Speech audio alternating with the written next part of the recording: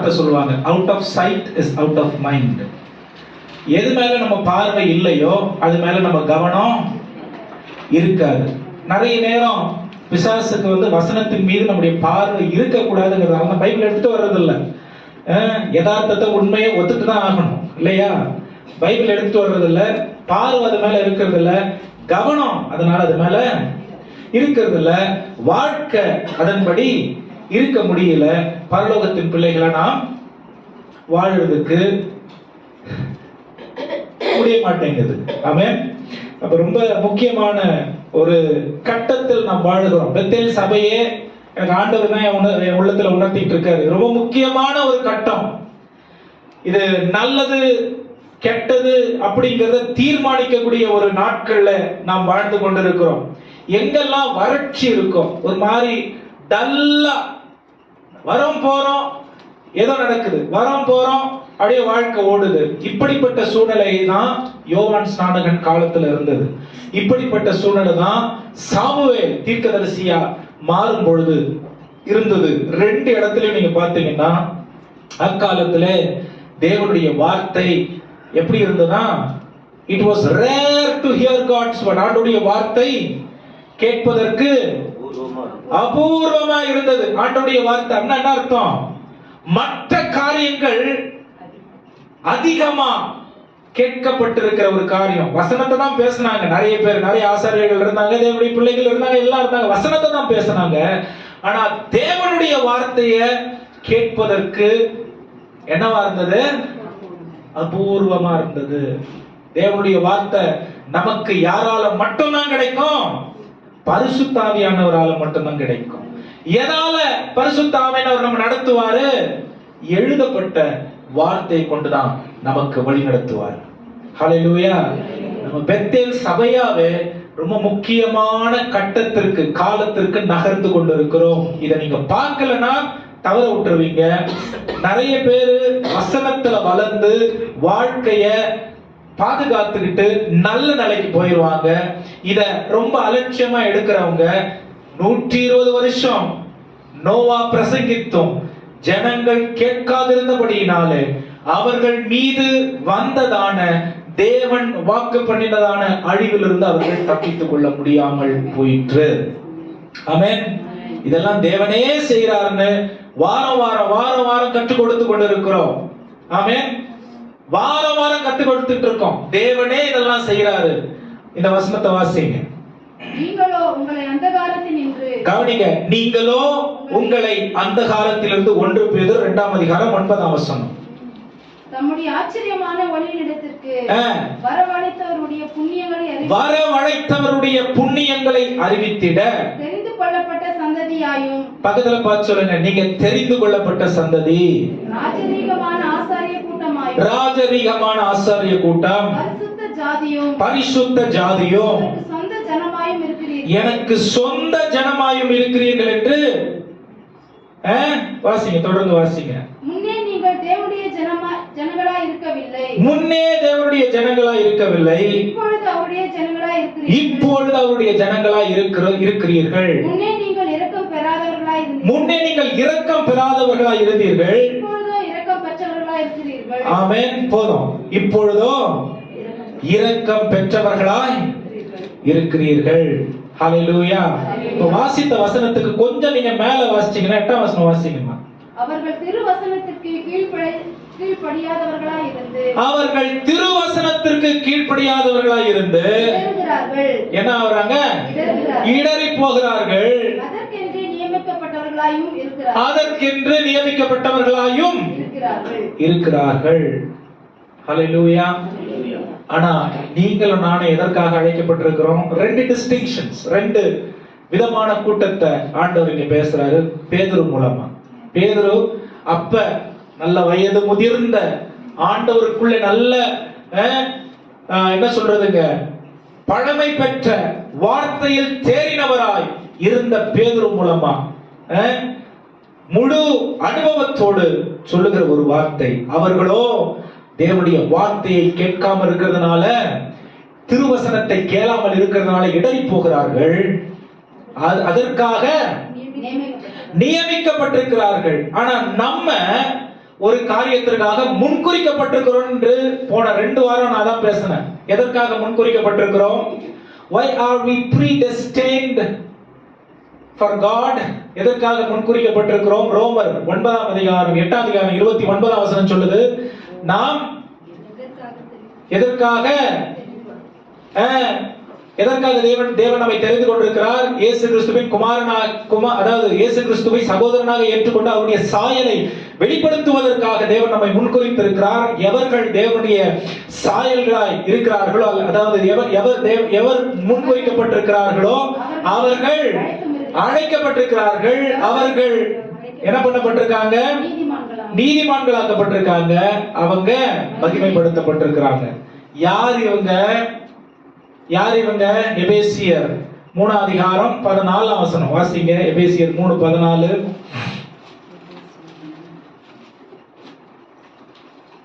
வேகமா 3:14 2:14ங்களா? இது நிமித்தம் நான் பரலோகத்திலும் பூலோகத்திலும் உள்ள கவனிங்க. இதன் நிமித்தம் நான் பரலோகத்தில் உள்ள பூலோகத்திலும் உள்ள முழு குடும்பத்திற்கும் நம்முடைய கர்த்தராய் இருக்கிற இயேசு கிறிஸ்துவினுடைய பிதாவை நோக்கி முழங்கால் படியிட்டு என்னவா? நம்முடைய அதாவது வானத்திலும் பரலோகத்தில் இருக்கிற பூலோகத்தில் இருக்கிற முழு குடும்பத்திற்கும் நாமக்காரராய் இருக்கிற, அதாவது இயேசு கிறிஸ்துவின் நாமத்தில் உள்ள அதிகாரத்தினாலே எல்லாரும் இயேசு கிறிஸ்துவின் நாமத்தை, அதனுடைய அதிகாரத்தை சுதந்திரித்துக் கொள்ள முடியாது. பக்கத்துல பார்த்து சொல்லுங்க, இயேசு நாமத்துல அப்படின்னு எல்லா பண்ண உலகத்துல இருக்கிற எல்லாத்தையும் பண்ணிவிட்டு இயேசு நாமத்துல ஒன்னும் நடக்கிறது இல்ல. ஆமென். அதுக்கு ஒரு தகுதி வேணும். ஹல்லேலூயா. அந்த நாமத்தை அறிக்கை செய்யறதுக்கு ஒரு தகுதி வேணும். 13ஆம் வசனம் 1 பேதுரு 1ஆம் அதிகாரம் 13ஆம் வசனம் வாசிங்க. 1 பேதுரு 1ஆம் அதிகாரம் வேகமா வாசிங்க. நான் நிறைய வசனங்களை கொடுக்க போகிறேன். என் சொந்த வார்த்தை உங்களுக்கு ஒன்றும் பிரயோஜனம் கிடையாது. சொந்த வார்த்தை ஒன்னத்துக்கும் ஒன்னத்தையும் ஒப்பேத்தாது. அதனால வாசிங்க. 1ஆம் அதிகாரம் 1 பேதுரு 1ஆம் அதிகாரம் 13ஆம் வசனம். ஆகையால் நீங்கள் உங்கள் மனதின் அறையை கட்டிக்கொண்டு அறையை கட்டிக்கொண்டு தெளிந்த புத்தி உள்ளவர்களாக இயேசு கிறிஸ்து வெளிப்படும் பொழுது கிருபையின் மேல் பூரண நம்பிக்கை உள்ளவர்களாய் இருங்கள். நீங்கள் முன்னே உங்கள் அறியாமையினாலே கொண்டிருந்த இச்சைகளின் படி இனி நடவாமல் கீழ்ப்படிகிற பிள்ளைகளாய் இருந்து, கவனிங்க, கீழ்ப்படிகிற பிள்ளைகளாய் இருந்து உங்களை அழைத்தவர் பரிசுத்தராய் இருக்கிறது போல நீங்களும் உங்கள் நடக்கைகள் எல்லாவற்றிலும் பரிசுத்தராய் இருங்கள். நான் பரிசுத்தராகையால் நீங்களும் பரிசுத்தராய் இருங்கள் என்று எழுதியிருக்கிறது. ஹல்லேலூயா. இன்னொரு இடம் எழுதியிருக்கிறது அப்படின்னு. ஹல்லேலூயா. 19ஆம் வசனம் வாசிங்கம்மா. 1:19. குற்றமில்லாத மாசற்ற ஆட்டுக்குட்டியாகிய இந்த அழைத்திருக்கிற பரிசுத்தர் யாரு? குற்றமில்லாத மாசற்ற ஆட்டுக்குட்டியாகிய கிறிஸ்துவின் விலையேற பெற்ற ரத்தத்தினாலே மீட்கப்பட்டிருக்கிறீர்கள் என்று அறிந்திருக்கிறீர்களே. இதெல்லாம் நமக்கு தெரியாமல்லாம் ஒண்ணும் கிடையாது. ஆமென். இதெல்லாம் நமக்கு தெரியல, யாரும் சொல்லலையா, எனக்கு எதுவுமே தெரியலையா, தெரிஞ்சா நான் வாழ்ந்துருவேன் ஆண்டவருக்காக. ஆமென். உங்க கையில இருக்கிற வேதம் தான் இதெல்லாம் சொல்லுகிறது. தொடர்ந்து வாசிங்க. 20ஆம் வசனம். அவர் உலக தோற்றத்திற்கு முன்னே குறிக்கப்பட்டவராய் இருந்து தேவன் மேல் விசுவாசமாய் இருக்கிற உங்களுக்காக இந்த கடைசி காலங்களில் வெளிப்பட்டார். யார் மேல விசுவாசம் உள்ளவர்களாய்? தேவன் மேல் விசுவாசமாய் உள்ளவர்களுக்கு. அப்ப நீங்களும் நானும் ரொம்ப ரொம்ப முக்கியம். அதுக்குதான் சொல்றேன், முக்கியமான கட்டத்துல. சோ இப்படி இந்த வெளிப்படுகிற தேவனை நம்முடைய வாழ்க்கையில் நாம் எப்படி சுதந்திரித்துக் கொள்ள முடியும், அல்லது அவருடைய நடத்துதல் ஆளுகை எப்படி நம்முடைய வாழ்க்கையில் காணப்படும்? 22ஆம் வசனம். ஆகையால் நீங்கள் மாயமற்ற சகோதரர்கள் சிநேகம் உள்ளவர்களாய் இருக்கும்படி ஆவியினால் சத்தியத்திற்கு கீழ்ப்படிந்து உங்கள் ஆத்துமாக்களை சுத்தமாக்கி கொண்டவர்களாய் இருக்கிறபடியால் சுத்த இருதயத்தோட ஒருவரில் ஒருவர் ஊக்கமாய் அன்பு கூறுங்கள். இந்த பரிசுத்த சந்ததி, இந்த தெரிந்து கொள்ளப்பட்ட ஜனம் யாரு அப்படின்னு அவங்க கிட்ட என்ன இருக்கணும், அவங்க எப்படி செயல்படுவாங்க, அவங்களுடைய வாழ்க்கை என்னவா இருக்குதுன்னு பேதுரு சொல்றார். ஹல்லேலூயா. முதல்ல நான் சொன்னேன், ஆண்டவரே நம்மள முன்குறித்திருக்கிறார், அவரே அழைத்திருக்கிறார், அவரே தெரிந்து கொண்டிருக்கிறார், அவரே நம்மை மகிமைப்படுத்தி, அவரே நம்மை நீதிமானாக்கி இருக்கிறார், அவரே நம்மை மகிமைப்படுத்தி இருக்கிறார். ஏன் அவர் இதை செய்யறார்னா, நம்ம அவருடைய குடும்பத்துல இருக்கிற பிள்ளைகளாய் அவரே நம்மை சேர்த்திருக்கிறார். ஹல்லேலூயா. பக்கத்துல பார்த்து சொல்லுங்க, உலகத்தோட நம்ம என்ன சொல்றதுங்க, ரொம்ப சந்தோஷமா நான் எதை சொல்றேன்னா, உலக காரியத்தில் அதிகமா சந்தோஷத்தில் இருக்கிற நமக்கும் இந்த தேவன் அழைத்த அழைப்புக்கும் தொடர்பில்லை. ஆமென். இந்த தேவன் அழைத்த அழைப்பு எதுக்கு அப்படின்னு சொன்னா, எல்லாம் இயேசு கிறிஸ்துவில இருந்து தான் ஆரம்பிக்குது. ஆமென். எல்லாம் எங்க இருந்து ஆரம்பிக்குது? நல்லா கவனிங்க. இப்பதான் என் பிரசங்கத்துக்குள்ள போக போறேன், டைம் இல்ல. இந்த மாதம் முழுவதும் எனக்கு நேரம் கிடைக்கும் பொழுதெல்லாம் ஆண்டவருக்காக எப்படி வாழ்வது, கவனிங்க, ஆண்டவருக்காக எப்படி வாழ்வது, தெரிந்து கொள்ளப்பட்ட பிள்ளைகளுடைய குணாதிசயங்கள் என்ன, அப்புறம் நம்முடைய வாழ்க்கையில் கிறிஸ்தவர்களாய் நாம் வாழ்கிறதுனாலே நமக்கு வரும் உபத்திரவங்கள் என்ன, இந்த உபத்திரவத்தை நாம் எப்படி மேற்கொள்வது, எல்லா காரியங்களையும் இந்த மாதத்துல நாம் என்ன பண்ண போறோம், பார்க்க போகிறோம். நேரம் கிடைக்கும் போதுதான். ஆமென். ஒரு வசனத்தை வாசிச்சுட்டு நம்ம 2 வசனத்தை வாசிக்கலாம். வாசிச்சுட்டு நான் ஒரு சில காரியங்களை உங்களுக்கு சொல்லி நான் முடிக்க விரும்புறேன். இன்னைக்கு முன்னுரையை போலதான் சொல்லணும், நேரம் இல்லை. அதனால வாசிங்க. 8ஆம் வசனம், 1 பேதுரு 3ஆம் அதிகாரம் 8ஆம் வசனம்.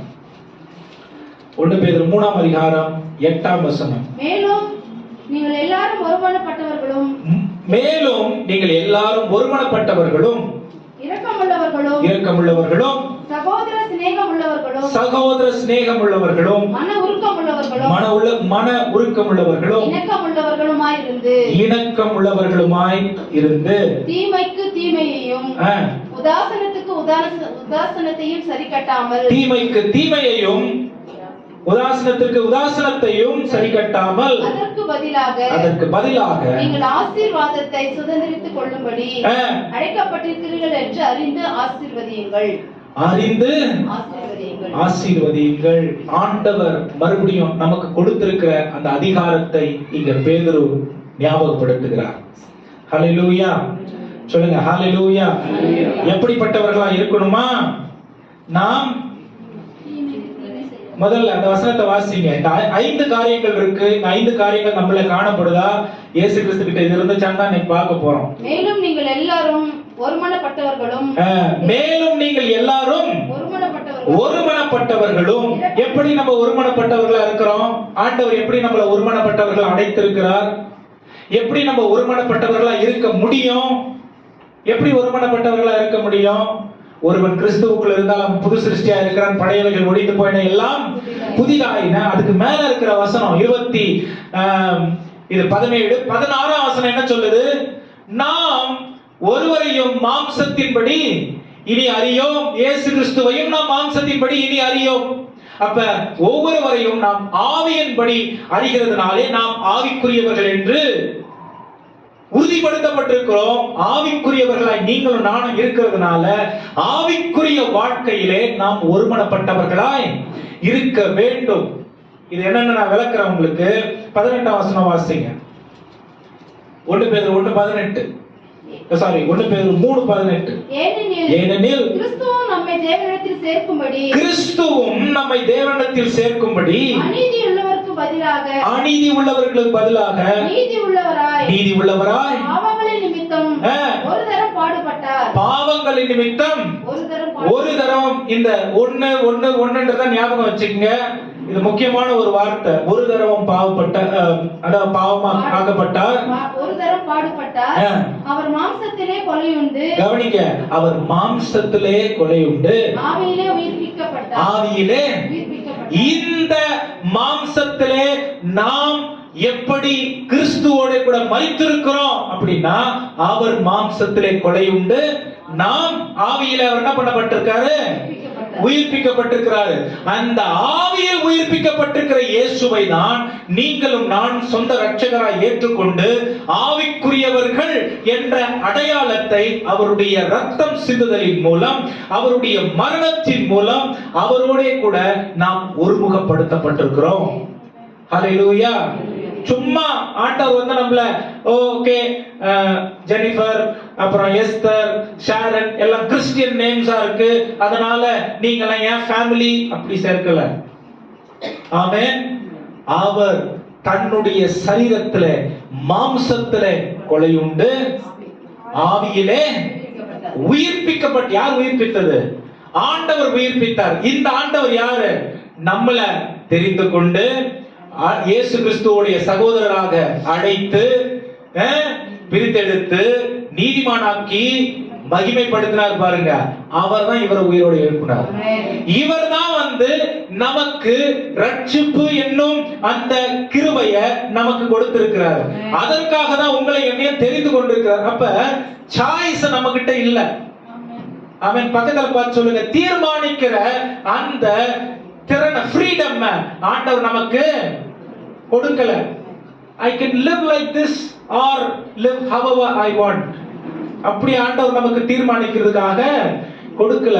இப்போ உங்களை என்னை அவர் ரட்சித்திருக்காரு பாருங்க, ஒரு பெரிய நோக்கத்தோட ரட்சித்திருக்காரு. ஆமென். அந்த நோக்கம் யார் தான் வெளிப்படுத்தணும்? யார் தான் வெளிப்படுத்தணும்? அவர் தான் வெளிப்படுத்தணும். ஆமென். அவர் வெளிப்படுத்துறதுக்கு நம்மளை எப்படி ஒப்பு கொடுக்கணுமா? 5 அதிகாரம் 1 பேதுரு 5 அதிகாரம் 5 வசனம் வாசிங்க. வேகமா வாசிங்கம்மா. 5:6. அந்தபடி இளைஞரே மூப்பர்களுக்கு கீழ்ப்படியுங்கள். இளைஞரே கீழ்ப்படிறீங்களா?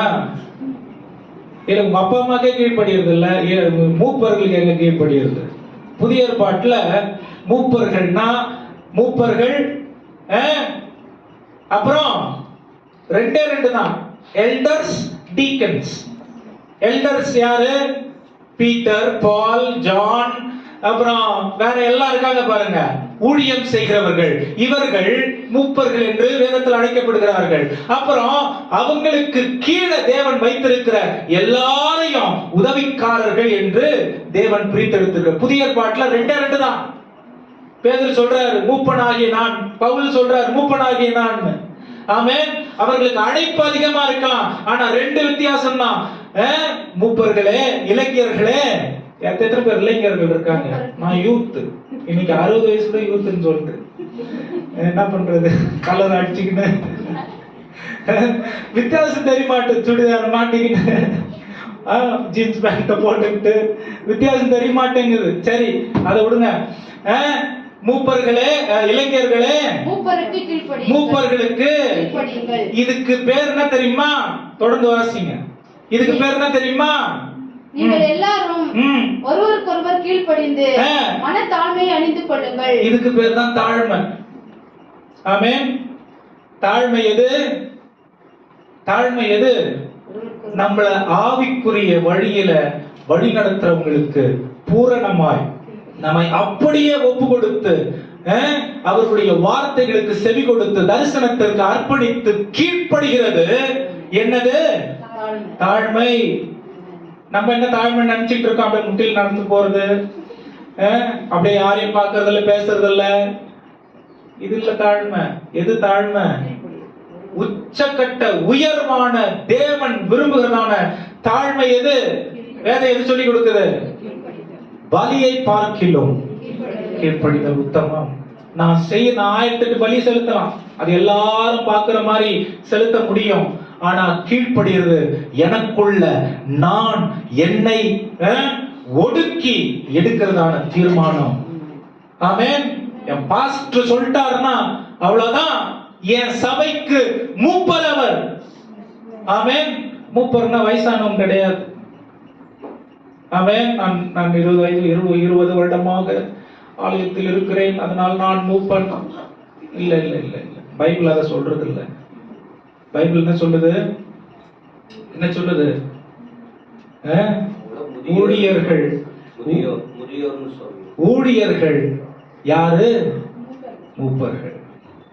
ஆமென். இதே அதிகாரத்தில் எபேசியர் நீங்க வாசிச்சீங்கன்னா வயதானவர்கள், இதே அதிகாரம் 3 அதிகாரத்தில் இருக்கு. வயதானவர்கள் இளம் தலைமுறையை எப்படி வழி நடத்தணும்னு வேதம் சொல்லிக் கொடுக்குது.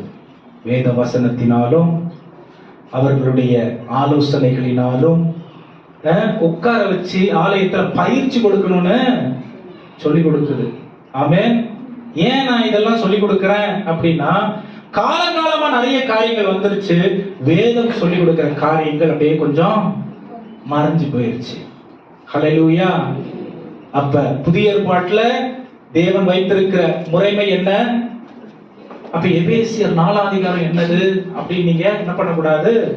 அதுவும் இந்த முதியோர், இந்த மூப்பர்கள் என்ற வரிசையில் வருகிறது, உதவிக்காரர்கள் என்ற வரிசையில வருகிறது. பவுல் அப்போஸ்தலனாக இருந்தார்.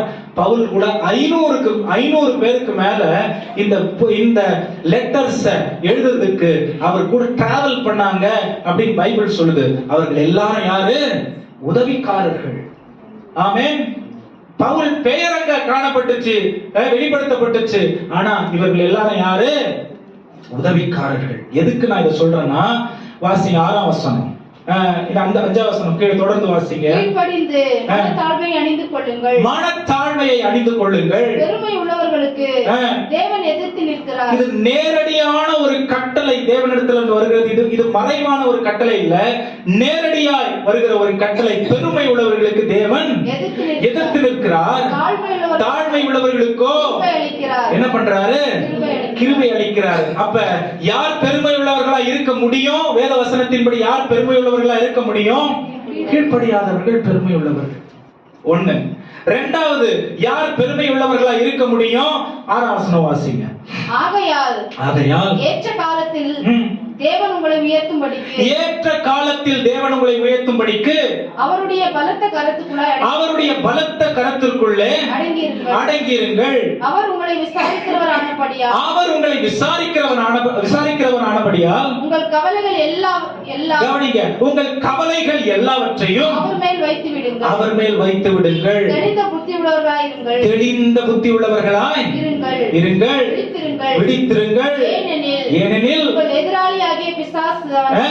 உங்கள் எதிராளியாகிய பிசாசானவன் கெர்ச்சிக்கிற சிங்கம் போல் எவனை விழுங்கலாமோ என்று வகை தேடி சுற்றித் திரிகிறான். ஆமென். 6ஆம் வசனத்துல சொல்லுது, என்ன சொல்லுது? 6ஆம் வசனம், ஏற்ற காலத்துல உங்களை தேவன் உயர்த்தும்படிக்கு அவருடைய பலத்த கரத்துக்குள்ளே அடங்கிருங்கள். அப்புறம் அவர் உங்களை விசாரிக்கிறவரானபடியால் உங்கள் கவலைகள் எல்லாம் அவர் மேல் வைத்து விடுங்கள். 2வது, யார் தாழ்மை உள்ளவர்கள் தெரியுமா? எல்லா கவலைகளையும் ஆண்டவர் மேல வச்சுட்டு அவருடைய காலத்திற்கு நாம் நம்மை ஒப்பு கொடுத்து அவருடைய பலத்த கரங்களுக்கு உள்ளே அடங்கியிருக்கிறவர்கள் தாழ்மை உள்ளவர்கள். ஹல்லேலூயா. அப்படின்னா என்ன அர்த்தம்? அவர்தான் தீர்மானிக்கிற இடத்துல இருக்கிறாரு, நானு அவர் சொல்றத செய்யற இடத்துல இருக்கிறன்ற புரிதல், ஒப்பு கொடுத்தல் எனக்கு இருந்ததுன்னா என்னுடைய எல்லா கவலைகளையும், என்னுடைய எதிர்காலம் எப்படி இருக்கும் அதை பத்தி நான் என்ன பண்ண மாட்டேன், கவலைப்பட மாட்டேன். எனக்கு என்ன நடக்கும் கவலைப்பட மாட்டேன். நாளைக்கு நான் என்ன பண்றது கவலைப்பட மாட்டேன். எனக்கு வேண்டிய காரியங்கள் எல்லாம் எப்படி எனக்கு கிடைக்கும் கவலைப்பட மாட்டேன். என்னை யாராவது மதிக்குவாங்களா மதிக்க மாட்டாங்களா என்ன பண்ண மாட்டேன், கவலைப்பட மாட்டேன். எனக்கு கடன் கிடைக்குமா கடன் கிடைக்காதான்னு கவலைப்பட மாட்டேன். எனக்கு என்னை சுற்றி நான் நினைக்கிற விதத்தில் எல்லாம் நடக்கணும் நடக்க கூடாதுங்கிறத யோசிக்க மாட்டேன். ஏன்? முதல்ல நான் சொன்ன கீழ்ப்படுகிறவர்கள் தாழ்மை உள்ளவர்கள். 2வது, என்னுடைய எல்லா பாரத்தையும் தேவன் பேர்ல முற்றிலுமாய் வைக்கிறவர்கள் தாழ்மை உள்ளவர்கள். ஏன்னா விசுவாசிக்கிறவர்கள் தான் அதை செய்ய முடியும். ஆமென். முழுமையா தேவனை விசுவாசியாதவர்கள் முற்றிலுமாய் தேவனை நம்ப முடியாது. அவருடைய பலத்த கரங்களுக்கு கீழே அவருடைய நேரத்திற்கும் காலத்திற்கும் நடத்துதலுக்கும் அவருடைய ஆளுகைக்கும் ஒப்பு கொடுக்காதவர்கள் என்ன பண்ண முடியாது? தாழ்மை உள்ளவர்களா இருக்க முடியாது. காலத்துக்கு முன்னாடி ஒரு காரியம் நடந்துச்சுன்னா அது ஆபத்துல தான் முடியும். ஆமென். காலம் தாமதித்து ஒரு காரியம் நடக்குதுன்னா அது வேதனையில தான் முடியும். அததான் ஆண்டவர் இங்க சொல்றாரு. என்ன சொல்றாரு? ஏற்ற காலத்துல தேவன் உங்களை உயர்த்தும்படிக்கு அவருடைய பலத்த கரத்துல. இந்த வசனத்தை எடுத்து தனித்தனியா பேசக்கூடாது. எது நடந்தா எது நடக்கும்ங்கிறத பின்னாடி ஆண்டவர் சொல்றாரு. ஹல்லேலூயா. பின்னாடி ஆண்டவர் சொல்றாரு. இது எதை குறித்து பேசுறது தெரியுமா? சபையும் ஆடுகளையும் சபையில தேவன் வைத்திருக்கிற மூப்பர்களையும் குறித்து பேசுகிற ஒரு காரியமா இருக்கிறது. ஹல்லேலூயா. மறுபடியும் நான் சொல்றேன், ஆண்டவர் ஒரு அழகா ஒரு ஷிஃப்ட் பண்ணிட்டு இருக்காரு. நம்ம சர்ச்ச ஒரு கட்டத்துல இருந்து இன்னொரு கட்டத்துக்கு நகர்த்திக்கிட்டு இருக்கு. என்னால அது தெளிவா பார்க்க முடியுது. நீங்களும் பார்க்கணுங்கிறது எனக்கு ஆசை. ஆமென். எப்படி நகர்த்திக்கிட்டு இருக்காரு? நம்முடைய நடத்துதல் இல்ல, அவருடைய பூரண ஆளுகை தான் முக்கியம். நம்முடைய எண்ணம் இல்ல, அவருடைய எண்ணம் தான் நம்முடைய வாழ்க்கையில முக்கியம். நம்முடைய விருப்பம் இல்ல, அவருடைய விருப்பம் தான் முக்கியம். ஏன்னா அவர் தான் முன்குறித்திருக்காரு, அவர் தான் தெரிந்து கொண்டிருக்காரு, அவர் தான் நீதிமானாக்கி இருக்காரு, அவர் தான் வந்து என்ன பண்ணிருக்காரு? மகிமைப்படுத்தி இருக்காரு. அவருடைய குடும்பத்துல தான் நீங்களும் நானும் இருக்கிறோம். அவருடைய சகோதரரோடு கூட நம்ம அடையாளப்படுத்தி அவருடைய சாயலை வெளிப்படுத்துறதுக்காக தான் தேவன் நம்மை தெரிந்தெடுத்திருக்காரு. அதற்காக நம்மை அவர் உருவாக்கி கொண்டு வருகிற விதத்தை, அந்த ப்ராசஸ விசுவாசத்தினாலே நாம் அணுக வேண்டும் என்று வேதம் சொல்லிக் கொடுக்கிறது. ஆமென். அவர் செய்யறாரு, அதை நான் நம்புறேன் அப்படின்னா நான் தாழ்மை உள்ளவன். அவர் என்னத்தை செய்யறது எனக்கே தெரியும். நான் எவ்வளவு நாள் காத்திருக்கிறது? இந்த பாஸ்டர் நம்பினா, இந்த சாமா இவங்களை நம்பினா என்ன ஆகாது? ஒன்னும் வண்டி ஓடாது. நம்மள ஒன்னா மாத்திக்கலாம். வேதம் சொல்லி கொடுக்குது. இதுதான் வந்து கவலை. இந்த கவலையை முழுசா அவர் மேல வைக்கலன்னா நான் தாழ்மை உள்ளவன் இல்ல. பலத்த கரத்துக்குள்ள நான் அடங்கி இல்லைன்னா ஏற்ற காலம் என் வாழ்க்கையில வரவே வராது. ஆமென். ஏற்ற காலத்தை நாம் புரிந்து கொள்ளலன்னா அவர் நம்மளை உயர்த்துறதுக்கு நமக்கு அவர்கிட்ட ஒண்ணும் இல்லைங்க. அவர் நம்மளை உயர்த்துறதுக்கு அவர்கிட்ட ஒண்ணும் இல்லை. ஏன்? நான் என்னுடைய அவர்கிட்ட கொடுக்கலன்னா அவருடையதை நமக்கிட்ட கொடுக்க மாட்டார். ஹல்லேலூயா சொல்லுங்க. ஹல்லேலூயா சொல்லுங்க. ஹல்லேலூயா. எப்படி இந்த காரியத்தை ஆண்டவர் நம்முடைய வாழ்க்கையில செய்யறாரு தெரியுமா? வாசிங்க 11ஆம் வசனம், 4ஆம் அதிகாரம் 11ஆம் வசனம். 1 பேதுரு 4ஆம் அதிகாரம் 11ஆம் வசனத்திலிருந்து. ஒருவன் போதித்தால் தேவனுடைய வாக்கியங்களின்படி போதிக்க கடவன். சொந்த வார்த்தைகள் இல்ல. ஒருவன் உதவி செய்தால் தேவன் தந்தருளும் பலத்தின்படி செய்ய கடவன். எல்லாவற்றிலேயும் இயேசு கிறிஸ்து மூலமாய் தேவன் மகிமைப்படும்படியாக செய்வீர்களாக. தேவனுக்கே மகிமையும் வல்லமையும் சதா காலம் உங்கள் மூலமா. தேவன் ஏன் இதை பிரித்து எடுக்கிறார் தெரியுமா? ஏன் இதை தெரிந்து கொள்றாரு? ஏன் இயேசுவோடு கூட நம்மள வந்து அவருடைய சாயல இந்த உலகத்துல வெளிப்படுத்துறார் தெரியுமா? நம்ம செய்த எல்லாம் தேவனுக்கு மகிமை உண்டாகும்படிக்கு, மகிமை கொண்டு வரும்படிக்கு. மறுபடியும் சொல்றேன், தேவனுக்கு மகிமை கொண்டு வராதவர்கள் சுயத்தில் வாழ்கிறார்கள். அவர்களுக்கு குறைவு இருக்கிறது. என்ன இல்ல? தாழ்மை இல்ல. ஹல்லேலூயா சொல்லுங்க. ஹல்லேலூயா. இதே வசனம் 2ஆம் அதிகாரம் 10ஆம் வசனம் வாசிங்கம்மா. இல்ல 9ஆம் வசனம் வாசிங்க. நீங்களோ உங்களை அந்தகாரத்திலிருந்து தம்முடைய ஆச்சரியமான ஒளிக்கு வரவழைத்தவருடைய புண்ணியங்களை அறிவிக்கும்படிக்கு. கவனிங்க, எதுக்காக அவர் நமக்கு ஸ்தானங்களை கொடுக்கிறாரு? எதுக்காக நமக்கு சொத்து சொகத்தை கொடுக்கிறாரு? எதுக்காக நமக்கு ஆயுசு நாட்களை கொடுக்கிறாரு? எதுக்காக நமக்கு இந்த உலகத்தில் வேண்டிய கிருபைகளை, வல்லமைகளை, வரங்களை கொடுக்கிறார் தெரியுமா? எதுக்காக கொடுக்கிறாரு? அவர் அழைக்கிறாரு. அவர் நீங்க வந்து யாரு? ஆசாரியர்கள், நீங்க தெரிந்து கொள்ளப்பட்ட சந்ததி. இப்பெல்லாம் எதுக்கு கொடுக்கிறார் தெரியுமா? அழைத்தவருடைய புண்ணியங்களை அறிவிக்கும்படிக்கு. தெரிந்து கொள்ளப்பட்ட சந்ததியாயும் ராஜரிக ஆசாரிய கூட்டமாயும் பரிசுத்த ஜாதியும் அவருக்கு சொந்த ஜனமாயும் இருக்கிறீர்கள். இதெல்லாம் நம்மள யார் தான் பண்ண முடியும்? அவர் தான் நமக்கு இதெல்லாம் செய்ய முடியும். அப்ப நமக்கு பக்கத்துல பார்த்து சொல்லுங்க, கிறிஸ்தவங்களுக்கு வேற ஆப்ஷன் இல்ல. 2 3 வேற வேற வழிகள் இல்ல. ஒரே வழிதான். என்ன வழி? தேவனுக்கு ஒப்பு கொடுத்து அவருடைய பலத்த கரத்திற்கு அடங்கியிருந்து அவருடைய நேரத்திற்கும் அவருடைய நடத்துதலுக்கும் அவருடைய காலத்தின்படி அவர் நம்மை உயர்த்தி நடத்துவதற்கு நம்மளை நம்ம ஒப்பு கொடுத்து அவருடைய ஆளுகைக்கு அர்ப்பணித்து வாழும் பொழுது அவர் அழைத்து, எல்லாம் சொல்லுங்க, அவர் அழைத்த அழைப்பு, அவர் தெரிந்து கொள்ள முன்குறித்தல், அவர் தெரிந்து கொண்டதான முன்குறித்தல். சொல்லுங்க, அவர் தெரிந்து கொண்டதான முன்குறித்தல். ஆமென். அவர் காண்பித்ததான இயேசு கிறிஸ்துவோடு இருக்கிற சகோதரத்துவம். ஆமென். அவர் நீதிமானாக்கினதான அந்த நீதி, அவர் கொடுத்ததான உயர்வு, அப்பதான் வேலை செய்யும். ஆமென். சொல்லுங்க, ஹalleluya, ஹalleluya. சும்மா ஒண்ணு ஆண்டவர் நம்மள கிறிஸ்தவங்களா மாத்திரல. ஆமென். அவர் நம்மள கிறிஸ்தவங்களா மாத்தல, அவர் இயேசுவை போல மாத்தணும்னு ஆண்டவர் நம்மள என்ன பண்ணிருக்காரு? தெரிந்து கொண்டிருக்கிற கிறிஸ்தவர்களா மாத்துறதுக்கு ஆண்டவர் நம்மள என்ன பண்ணல? ஆமென். தெரிந்து கொள்ளல, இயேசுவை போல நாம் மாறும்படிக்கு. அப்ப பின்தங்கி இருந்தா ஓடி முன்னாடி வந்துடணும். ஆமென். எல்லாம் எனக்கு தெரியும் அப்படின்னு இருந்தா எல்லாத்தையும் விட்டுட்டு, ஏன்னா உபவாசம் எடுக்கிறதுக்கு ஒரு நல்ல காலகட்டமோ இது.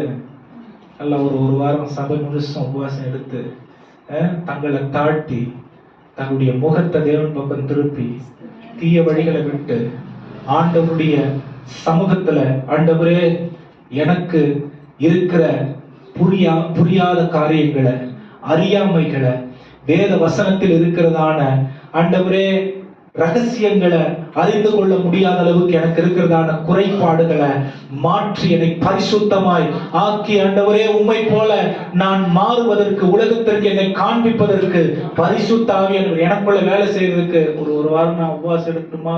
ஆண்டவர் எத்தனை பேர், ஒரு பேர் உள்ளத்துல, என் உள்ளத்துல பேசுற குவார் இருக்கு, எத்தனை பேருடைய உள்ளத்துல பேசுறாரு? இல்ல, நான் என்ன தெரியுமா நடக்கும்? என் ஓட்டம் ஓடிக்கிட்டே இருக்கும். அது எனக்கும் பிரயோஜனம் இல்லை, ஆண்டவருக்கும் பிரயோஜனம் இல்லை. ஆமென். நான் நிறைய ஓடிக்கிட்டு இருக்கிற மாதிரியே இருப்பேன், நான் நிறைய செய்யற மாதிரியே இருப்பேன், நான் நிறைய காரியங்களை வெளிப்படுத்துற மாதிரி இருப்பேன். எனக்கும் பிரயோஜனம் இல்லை, ஆண்டவருக்கு பிரயோஜனம். ஆண்டவர் வந்து ஒரு பிரேக் போடுப்பா, நில்லு, கொஞ்சம் நில்லு, ரொம்ப ஓடுற, நில்லு. கர்த்தருக்கு காத்திருக்கிறவர்கள் புதுபலன் அடைந்து கழுகுகளை போல செட்டைகள் அடைத்து பறப்பார்கள். ஓடினாலும் ஓடினா களைப்படையாத ஓட்டம் ஓடணும். ஆமென். சோர்வடையாத ஒரு நட. இயேசு கிறிஸ்து பாருங்க, நன்மை செய்கிறவராய் சுற்றி திரிந்தார்னா வேதம் சொல்லுது. அவர் சரீரத்தை களைப்பு வந்தது. ஆமென். ஆனால் ஆவியிலே அவர் ஜெயமுள்ள தேவனாக என்றென்றைக்கும் இருந்தார். நீங்களும் நானும் ஆவிக்குரியவர்கள். சரீரத்தில் இயேசு கொலை உண்டதுனால, மரித்ததுனால நீங்களும் நானும் ஆவியிலே ஜெயமுள்ளவர்களாய் இருப்பதற்கு ஆண்டவர் அழைத்திருக்கிறார். ஹல்லேலூயா. புதன்கிழமை ஒரு நர்சஸ் பைபிள் ஸ்டடியில பேசுறதுக்கு நான் கூப்பிட்டாங்க. சொன்னாங்க, சரி நானும் ஒத்துக்கிட்டேன், வேணாம் அப்படின்னு சொல்லிட்டே இருந்தேன். சார் ரொம்ப நாள் ஆயிடுச்சு சார், நீங்க எப்பவுமே அப்படி வேணான்றீங்க அப்படின்னு சொல்லி, சரிங்க பண்றேன் அப்படின்னு சொல்லி. ஆண்டவர் எவ்வளவு நல்லவர்! அந்த நல்ல தேவனுடைய தன்மையை நமக்கு எப்படி கொடுத்திருக்காரு. நாம் இந்த நல்ல தன்மையை வர பேஷண்ட்ஸுக்கும், அதாவது தேவையோட வர ஜனத்துக்கு இந்த நல்ல தன்மையை எப்படி வெளிப்படுத்தணும் அப்படின்னு சொல்லி ஒரு 15 நிமிஷம் பேசினேன். அந்த கூட்டம் முடிஞ்ச உடனே ஒரு அம்மா வந்துச்சு. அந்த அம்மா வந்து வேற ஒருத்தர்கிட்ட வேற ஒரு கதையா, நான் அமெரிக்கா போயிட்டு வந்தேன், ஆப்பிரிக்கா போயிட்டு வந்தேன் எல்லாம் சொல்லிட்டு, அப்புறம் என்ன இருந்தாலும் பாசிட்டிவ் எல்லாம் பேசக்கூடாது, இதெல்லாம் நடைமுறைக்கு ஒத்து வருமா அப்படின்னு என்கிட்ட சண்டை பிடிச்சிச்சு. முழு ஹாஸ்பிட்டலுக்கே தெரியும் அந்த அம்மா பயங்கரமா சண்டை போடுறாங்க, எல்லாருமே தெரியும். சரி இன்னைக்கு நான் மாட்டிக்கணும்டா நினைச்சுக்கிட்டு, என்ன சொல்றீங்க சிஸ்டர் கேட்கும்போது அவங்க சொல்றாங்க, நீங்க அன்பா இருங்க, இரக்கமா இருங்க, தாழ்மையா இருங்க. அந்த மாதிரி இருந்தா ஒரு குடும்பம் எல்லாரும் எதுவுமே மாறல, எந்த சூழ்நிலையுமே சரியா இல்ல, அவங்க அப்படி இருக்காங்க, இவங்க அப்படி இருக்காங்க, இதுல நான் வேற இரக்கமா தாழ்மையா அன்பா இருந்து தேவ சாயலை வெளிப்படுத்துன்னு சொல்ற நீ ஒரு பக்கம் உறுத்துது, இன்னொரு பக்கம் என்னுடைய வேலை காரியத்துல இந்த மாதிரி நான் இருக்க முடியுமா அப்படின்னு நான் கேட்டேன். சிஸ்டர், மாற்றம் வெளியில இருந்து வரணுமா உள்ள இருந்து வரணுமா அப்படின்னு. அவங்க என்ன சொல்றீங்க அப்படின்னு. இல்ல, எல்லாரும் இப்படி இருக்காங்க இப்படி இருக்காங்க இப்படி இருக்காங்கன்னு சொல்றீங்களே, அந்த அவங்க கிட்ட நீங்க எதிர்பார்க்கிற மாற்றத்தை உங்ககிட்ட இருந்து நீங்க ஏன் ஆரம்பிக்க மாட்டீங்க அப்படின்னு கேட்டா வாட்டெல்லாம் பேச முடியாது அப்படின்னு போயிட்டாங்க.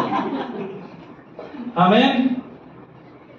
மாற்றிக்கொள்றதும் மாற்றிக்கொள்ளாததும் அவங்களுடைய சாய்ஸ். ஆனா வசனத்தை நம்ம என்ன சொல்றதுங்க, இருக்கிற விதமாக பேசியே ஆகணும். ஏங்க, நல்லவங்களா இருங்க அப்படின்னு சொன்னா நமக்கும் வரணும். நான் என்ன சொல்றது? ஆமென். தாழ்மையா இருங்க. யாராவது கேட்டாங்கன்னா பொறுமையா பதில் சொல்லுங்க. இவ்வளவுதாங்க சொன்னேன் அவங்க வீட்டுலாம் பேச முடியாது அப்படின்ட்டு போறாங்க. எல்லாம் இது ஒரு 10 பேர் எங்க டிபார்ட்மெண்ட்ல இருக்கிறவங்க லஞ்ச் டைம்ல உட்கார்ந்து பேசும்போது பேசிக்கிட்டு இருக்கோம்.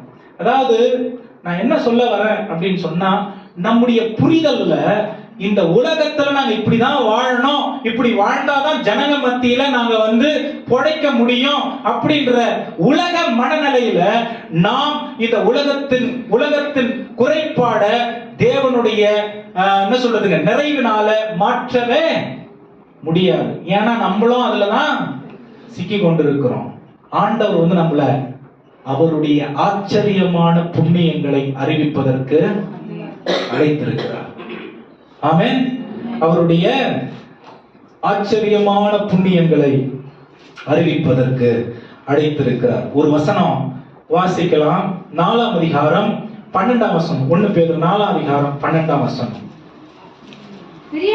பிரியமானவர்களே, உங்களை சோதிக்கும்படி உங்கள் நடுவிலே பற்றி எரிகிற அக்கினியை குறித்து ஏதோ புதுமை என்று தெரியாமல் கிறிஸ்துவின் மகிமை வெளிப்படும் பொழுது நீங்கள் களிகூர்ந்து மகிழப்படும்படியாக அவருடைய பாடுகளுக்கு நீங்கள் பங்காளிகளானதால் சந்தோஷப்படுங்கள். ஆமென். ஹல்லேலூயா. பக்கத்துல பார்த்து சொல்லுங்க, நானே போய் மாட்டிக்கிற பாடுகளை இது சொல்லல. கிறிஸ்துவின் நிமித்தமாய், சுவிசேஷத்தின் நிமித்தமாய், கிறிஸ்துவை சாயலாய் வெளிப்படுத்துகிறது நிமித்தமாய் என்னுடைய வாழ்க்கையில் இந்த உலகத்தினாலே வருகிற பாடுகளை சகிப்பதற்கு கிறிஸ்துவோட கூட அந்த பாடுகளுக்கு உடன் சகோதரராக தேவன் நம்மளை மாற்றி இருக்கிறார் என்பதை நினைத்து சந்தோஷப்படுங்கள். ஏன்னா உங்களுக்கு கிறிஸ்துவின் வருகையின் நாளிலே பலன் மிகுதியாயிருக்கும். ஹல்லேலூயா. சொல்லுங்க ஹல்லேலூயா. கிறிஸ்துவ வாழ்க்கை என்ன சொல்றதுங்க, பஞ்சு மெத்தையெல்லாம் கிடையாது. ஆமென். அதனால வெறும் பாடுபட்டுக்கிட்டே இருக்கணும்னா கிடையாது. ஒன்று இப்படி போயிடுறாங்க, இல்ல அப்படி போயிடுறாங்க. பாடே வாழ்க்கை அப்படின்னு இருக்கு, இல்லனா ஆசீர்வாதம் நிறைவு மகிழ்ச்சி மேன்மை அப்படி இருக்கு. ஆமென். இயேசு கிறிஸ்து நன்மை செய்கிறவராய் சுற்றி திரிந்தார். அதே நேரத்துல பாடுகள் அவரையும் விட்டு வைக்கல. ஒண்ணு சொல்லட்டுமா, உங்களுக்கு சரியான உதாரணம் இப்ப கொஞ்ச நேரத்துக்கு முன்னாடி சொன்ன பாருங்க. உங்களுக்கு சரியான உதாரணம் எது தெரியுமா? நீங்க வசனத்துக்காக நின்னு இயேசுவை வெளிப்படுத்துகிறவர்களா இந்த பூமியில இருந்தீங்கன்னா உங்களுக்கு உபத்திரவம் வரும். ஆமென். எழுப்புதலையும் உபத்திரவத்தையும் பிரிக்கவே தண்டவாளம் மாதிரி, இது ஒரு தண்டவாளம்னா அது இன்னொரு தண்டவாளம். ஆமென். ஆனா முன்னேறி செல்வதற்கு இயேசு நமக்கு தலைக்கு மூளைக்கல்லாய் இருக்கிறார். ஹல்லேலூயா. தள்ளப்பட்டகள் அந்த ஃபவுண்டேஷனை தாங்கிறதுக்கு தலைக்கு மூளைக்கல்லாய் இருக்கிறது என்று வேதம் சொல்லுகிறது. ஆமென். நீங்க இயேசுவுக்காக முன்ன வரீங்க அப்படின்னா இல்லாத சோதனை எல்லாம் அப்பதான் வரும். ஆனால் பைபிள் சொல்லுது, கொஞ்ச காலம் நீங்க சோதிக்கப்பட்ட பிறகு தேவன் உங்களை மகிமைப்படுத்துகிறவராய் இருக்கிறார். இங்கேயே செய்வார். அந்த மகிமை இங்கேயே இருக்கு. ஏன்னா தேவன் நமக்கு வாக்கு பண்ணி இருக்கிறார். ஹல்லேலூயா. அதே நேரத்துல சோதனை இல்லைன்னு சொல்ல முடியாது. எந்த வகையிலையும் சோதனை வரலாம், எந்த விதத்திலையும் நமக்கு சோதனை வரும். ஏன்னா சோதிக்கிறவன் பைபிள் தான் சொல்லுது, எவனை விழுங்கலாமோ என்று கெர்ச்சிக்கிற சிங்கத்தை போல வகை தேடி அலைகிறான். ஆனால் ஆண்டவராகிய தேவன் எப்படிப்பட்டவராய் இருக்கிறாரா? ஆண்டவராகிய தேவன் எப்படிப்பட்டவராய் இருக்கிறாரா? நம்மை அவருடைய பலத்த கரத்திற்குள்ளே வைத்து எப்படிப்பட்டவராய் இருக்கிறாரா? ஏற்ற காலத்துல உயர்த்துகிறவராய் இருக்கிற தேவனாய் இருக்கிறார். ஆமென். கொஞ்சம் என்னால முன்னுரையை தான் பேச முடிஞ்சது. இது இந்த மாதம் இது பூரணம், 7வது மாதம். என்னது பூரணம் அப்படின்னா எல்லாம் நடக்காதெல்லாம் நடக்கிறோம். அந்த மந்திரவாதி மாதிரிலாம் யோசிக்கிட்டு போயிடாதீங்க. இந்த குறி சொல்ற மாதிரி அப்புறம் இதெல்லாம் இந்த கலர் போடக்கூடாது அந்த மாதிரிலாம் போயிடாதீங்க. பூரணம் என்ன தெரியுமா? தேவனுடைய பூரணமான, இப்ப சொன்ன பாருங்க, ஆளுகை எது? தேவனுடைய பூரணமான ஆளுகை எது? பெருமைக்கு, அகந்தைக்கு, மேட்டிமைக்கு மாறானது. தேவனுடைய பூரணமான ஆளுகை எது? அவருடைய பலத்த கரத்தில் நாம் அடங்கியிருப்பது. தேவனுடைய பூரணமான ஆளுகை எது? அவருக்கு கீழ்ப்படுகிறது. தேவனுடைய பூரணமான ஆளுகை எது? நம்முடைய எல்லா பாரங்களையும் அவர் மீது வைப்பது. தேவனுடைய பூரணமான ஆளுகை எது? வேத வார்த்தையின் மூலமாய் நம்மை அவர், பாருங்க, ஒருத்தன் பிரசங்கம் பண்ணா எப்படி பிரசங்கம் பண்ணணுமா? வேத வசனத்தின்படியே. ஒருத்தவங்க சேவை செஞ்சா எப்படி சேவை செய்யணுமா? 4ஆம் அதிகாரம் 11ஆம் வசனம் இப்பதான் வாசிச்சோம். ஒருவன் போதித்தால் தேவனுடைய வாக்கியங்களின்படி போதிக்க கடவன். உதவி செய்தால் தேவன் தந்த பலத்தின்படி செய்ய கடவன். எல்லாவற்றிலேயும் இயேசு கிறிஸ்துவின் மூலமாய் தேவன் மகிமைப்படும்படி செய்வீர்களாக. இதெல்லாம் எப்படிப்பட்டதா இருக்கணுமா? தேவன் மகிமைக்காக. பூரணம் எது? பூரணம் எது? ஒரு பூரண விசுவாசி யாரு? இந்த வாழ்க்கை மூலமா, இந்த பார்வை மூலமா, இந்த பேச்சு மூலமா, இந்த உணர்வு மூலமா, இந்த சிந்தை மூலமா, என் நடக்கை மூலமா, என்னுடைய உறவுகள் மூலமா தேவன் கிறிஸ்துவுக்குள்ளே, கிறிஸ்துவினாலே மகிமைப்பட வேண்டும். மறுபடியும் சொல்றேன், ஆண்டவர் எப்படி? எபிரேயர் 1ஆம் அதிகாரம் 4ஆம் வசனம் தான் சொல்லுது. 3ஆம் வசனம், ஆண்டவர் எப்படியோ இயேசு கிறிஸ்து தேவனுடைய தற்சொரூபமா இருக்கிறார். தேவன் எப்படியோ நாம் அப்படிப்பட்டவர்களாய் இருக்கிறோம். பக்கத்துல பார்த்து சொல்லுங்க, நம்முடைய பிரித்தெடுத்தல பரலோகத்தை பூமியில வாழ்வதற்காக தான். ஆமென். இதை யார் ஸ்தாபிச்சிட்டு? ஏற்கனவே இயேசு கிறிஸ்து வந்து ஸ்தாபிச்சிட்டாரு. நம்முடைய பிரித்தெடுத்தல, நம்முடைய தெரிந்து கொள்ளுதல், நம்முடைய ரட்சிப்பு பரலோகத்தை பூமியில் இயேசு எப்படி வாழ்ந்துட்டு போனாரோ அப்படியே நாம் வாழ்வதற்காக. ஆமென். சொல்லுங்க ஹல்லேலூயா. எத்தனை பேருக்கு இன்னைக்கு பிரயோஜனமா இருந்துச்சு? சொல்றதெல்லாம் சொல்லிட்டு எங்களை ரொம்ப கஷ்டமான நிலைமையில வச்சுட்டு பிரயோஜனமா இருந்துச்சான்னு வேற கேக்குறீங்க. ஆமென். அந்த கால இருளில இருந்து இன்னைக்கு அந்த வசனம் தான் உங்களுக்கு ஒரு வாக்குத்தத்தம் கிடையாது, மனசுல வச்சுக்கங்க. ஆண்டவர் நம்மள எதற்கு தெரிந்து கொண்டார், எதற்கு பரிசுத்த ஜாதியை மாத்திருக்காரு, எதற்கு தேவனுடைய உரிமையை சொந்த ஜனமா மாத்தினார்னா அழைத்தவருடைய புண்ணியங்களை அறிவிக்கும்படிக்கு. ஹல்லேலூயா. ஆமென். பரிசுத்த ஜாதி, நான் எல்லாரோட பெரியவங்க, ஆமென், நாங்க வந்து தேவனோடு தொடர்பு கொள்றவங்க அப்படின்னு நான் பெருசா நினைச்சுக்கிறதுக்கு இல்ல. எனக்கு இது தேவன் கொடுத்தது. எதுக்காக? அவர் எனக்கு என்ன செஞ்சாரோ அத உலகங்கள் அறிந்து கொள்வதற்காக. ஹல்லேலூயா. சொல்லுங்க ஹல்லேலூயா. எத்தனை பேர் இந்த ஷிஃப்ட்டுக்கு ஆயத்தமாவறீங்க? இனிமே வசனம் தான் என் வாழ்க்கையா இருக்க போகுது. பரிசுத்த ஆவி என்னுடைய ஆளுகை தான் என்னுடைய பழக்கமா இருக்க போகுது, என்னுடைய வழக்கமா இருக்க போகுது. ஆமென். தேவனுக்காக எல்லா நிலையிலும் அவருடைய தீர்மானத்தை தான் நான் தூக்கி பிடித்து வாழ போகிறேன். அவருடைய சத்தத்தை கேட்டுதான் இந்த இனிமே ஒவ்வொரு காரியங்களையும் நான் செயல்பட போகிறேன். அவருடைய வாஞ்சை தான் என்னுடைய ஆர்வம். இதெல்லாம் இந்த மாதத்துல நம்முடைய வாழ்க்கையில வெளிப்படணும். ஹல்லேலூயா. அழைத்தவருடைய புண்ணியங்களை அறிவிக்க அவர் நம்மை என்ன பண்ணியிருக்காரு? அவருடைய சொந்த ஜனமாய் தெரிந்து கொண்டிருக்க. உலகத்துல யாருக்கும் இந்த ஒரு மேலான ஒரு அங்கீகாரம் கிடைக்கல. ஆமென். தாலயத்துல உட்கார்ந்து இருக்கீங்க பாத்தீங்களா?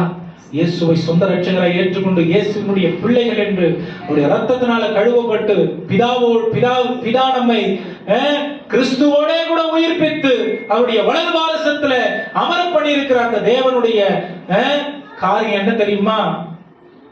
அவருடைய புண்ணியங்களை அறிவிக்க சொந்த பிள்ளைகளாய் நம்மை தெரிந்தெடுத்திருக்கிறார். அப்ப இந்த உலகத்துக்குள்ள நாளையத்துல உட்கார்ந்து இருந்த இந்த உலகத்துக்குள்ள நம்ம இங்க இருந்து கடந்து போகும்போது உலகத்து ஆட்கள் போல மாறிடக்கூடாது. ஆமென்.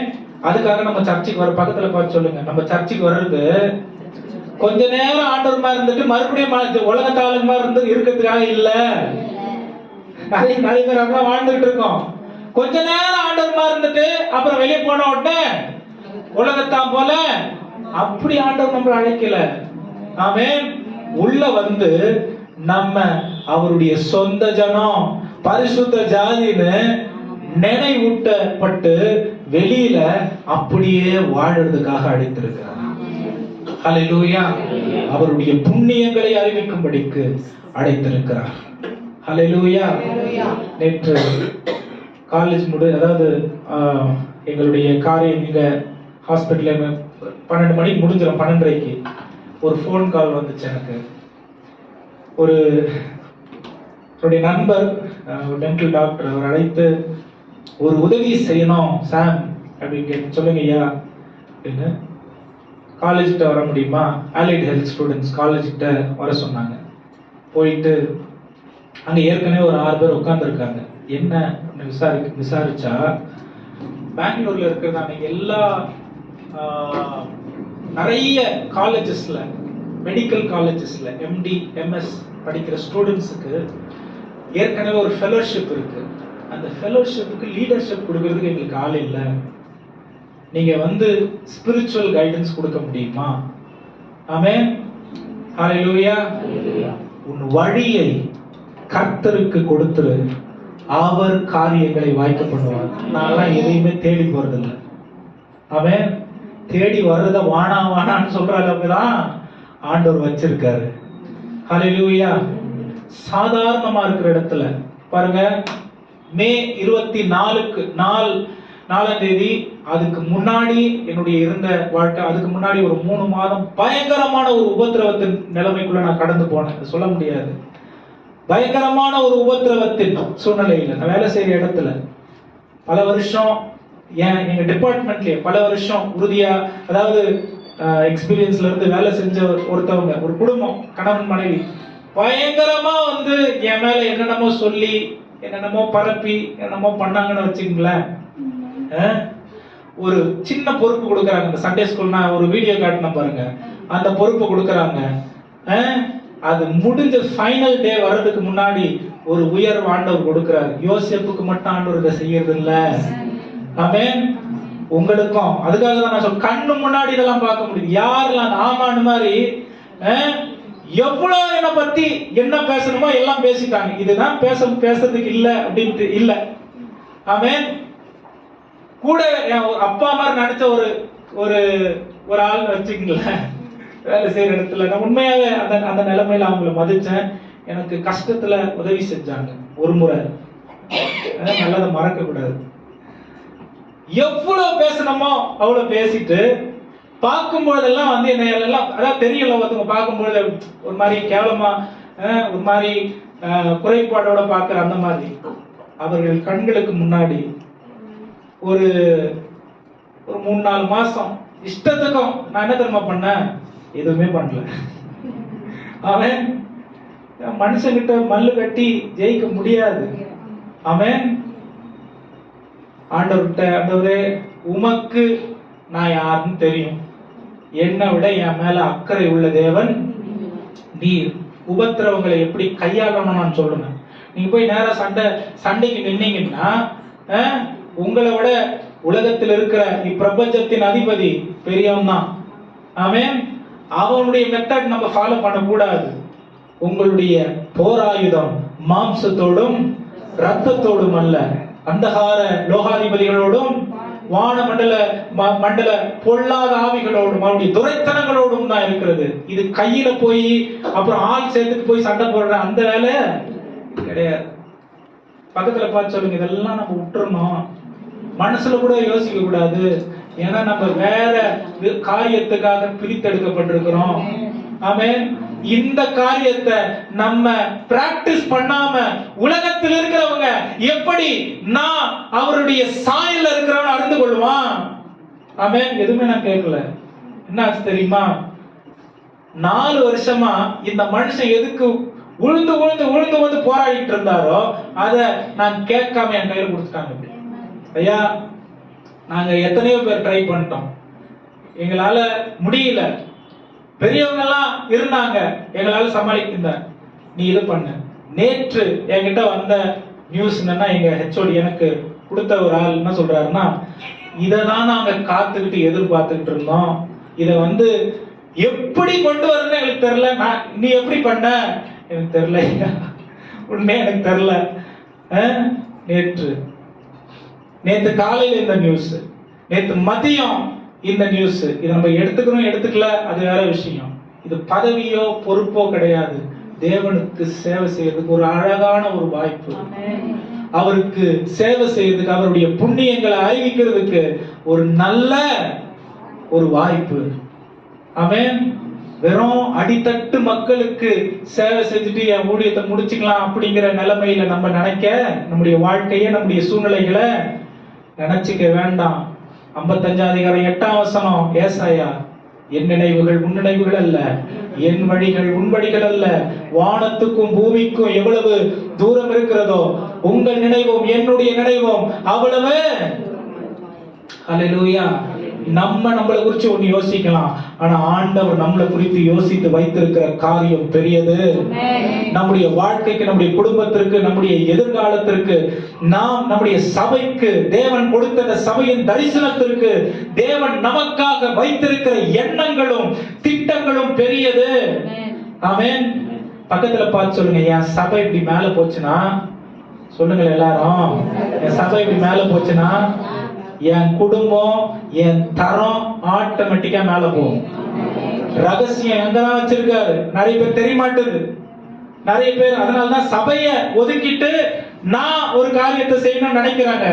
என் சபை இப்படி மேல போக போக போக என் குடும்பம், என் அந்தஸ்து, என் அடையாளம், எனக்கு கிடைக்கிற மேன்மை, மகிமை எல்லாம் ஆட்டோமேட்டிக்கா மேல வரும்.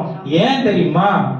இந்த கல்லின் மேல் என் சபையை கட்டுவேன், பாதாளத்தின் வாசல்கள். ஹல்லேலூயா. எந்த சபை? பேதுரு இல்ல, கிறிஸ்து. ஹல்லேலூயா.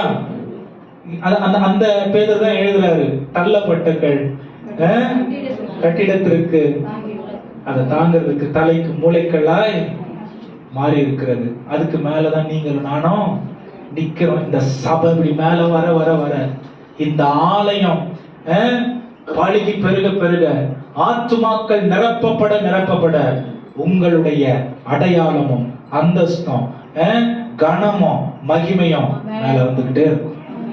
ஹல்லேலூயா. இப்ப தெரியுதா ஏன் ஆசீர்வாதம் தேங்கி கிடக்குது? இப்ப என்னுடைய இன்வால்வ்மெண்ட் இருக்க வேண்டிய விதத்துல இல்லாததுனால. இப்ப தெரியுதா தேவனுடைய நடத்துதல் எப்படிப்பட்டதா இருக்கு?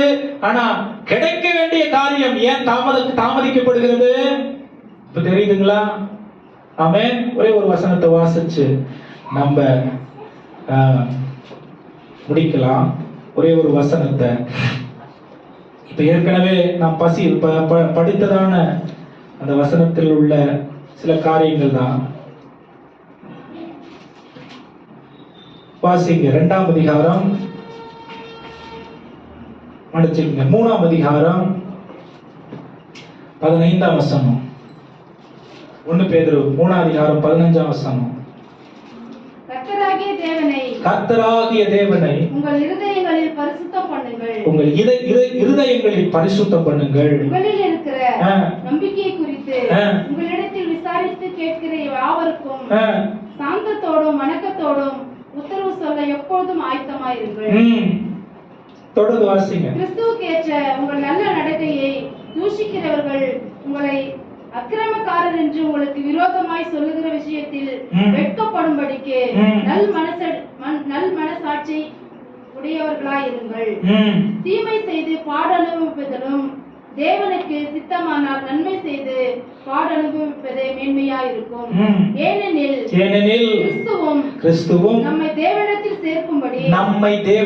சேர்க்கும்படி அநீதி உள்ளவர்களுக்கு பதிலாக நீதி உள்ளவராய் பாவங்களின் நிமித்தம் ஒரு தரம் பாடுபட்டார். மாம்சத்தில் கொலை உண்டு, ஆவியிலே உயிர்ப்பிக்கப்பட்டார். அந்த ஆவியிலே அவர் போய் ஆவலில் உள்ள ஆவிகளுக்கு பிரசங்கித்தார்.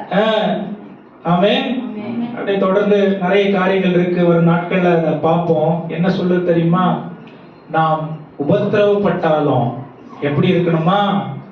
கிறிஸ்துவோடே கூட நம்ம பங்காளர்களா இருந்து தாழ்மையோட பொறுமையோட இயேசுவை பிரசங்கிக்கிறதுல என்ன பண்ணிடக்கூடாது? பின்வாங்கிடக்கூடாதுன்னு இந்த வசனம் சொல்லி கொடுக்குது. ஏன்னா இயேசுவும் இதேதான் அநீதி உள்ளவர்களுக்கு நீதியாய் இருக்கும்படிக்கு செய்தவராய் இருக்கிறார் என்று வேதம் சொல்லி கொடுக்கிறது. ஆமென். நான் சொன்னது நிறைய எந்த அளவுக்கு புரியும் தெரியல. ஆனா கண்டிப்பா நம்ம பல வருடம் கிறிஸ்தவர்களா இருக்கிறோம். நிறைய ஆயிரக்கணக்கான வசனங்களை கேட்டிருக்கிறோம். நமக்கு புரியாதனோ சொல்ல முடியாது. ஆண்டவர் நம்மை தெரிந்து கொண்டதின் நோக்கம் பக்கத்துல பார்த்து சொல்லுங்க, நிறைவேறுகிற காலத்தில் இருக்கிறோம். ஆமென். இத விசுவாசத்தினாலே நம்ம சுதந்திரித்துக் கொள்ளுகிற காலத்தில் இருக்கிறோம். ஆமென். வசனத்தை கொண்டு ஜெயம் எடுக்கிற காலத்தில் இருக்கிறோம். ஆமென். ஆனா நம்முடைய வேலையை நம்ம செஞ்சுதான் ஆகணும். இந்த ஆலயத்துல ஆத்துமாக்களை அலங்கரிப்பது உங்களுடைய கரங்கள் இருக்கு. இயேசுவை வெளிப்படுத்தி வாழுங்க. நிறைய பேரு உங்கள் நிமித்தமாய் அவருடைய ராஜ்யத்தில் சேர்க்கப்படுவார்கள். அல்லேலூயா. கரங்களை தட்டி